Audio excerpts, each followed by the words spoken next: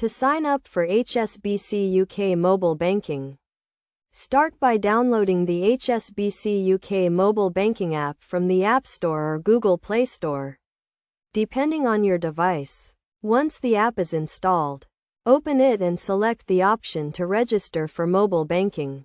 You will be asked to enter your personal details, including your name, date of birth, and postcode. You will also need to provide your HSBC account details, such as your account number and sort code.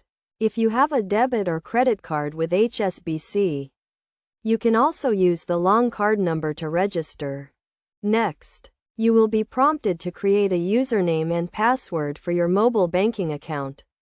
Choose a username that is easy for you to remember, but hard for others to guess.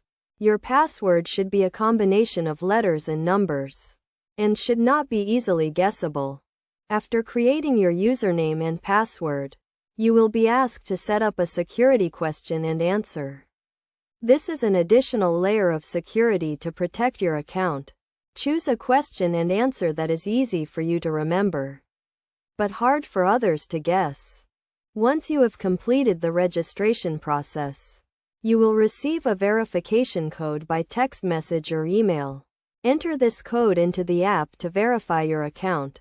You will then be able to log in to your mobile banking account and start using the app to manage your finances.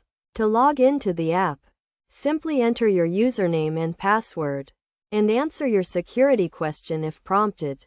You will then be able to view your account balances, transfer money, pay bills, and access a range of other mobile banking services.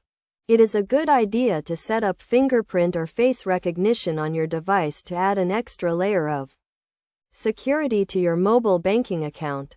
This will prevent others from accessing your account, even if they know your username and password. By following these steps, you can quickly and easily sign up for HSBC UK mobile banking and start managing your finances on the go. Remember to always keep your username, password, and security question and answer confidential, and to log out of the app when you are finished using it to protect your account.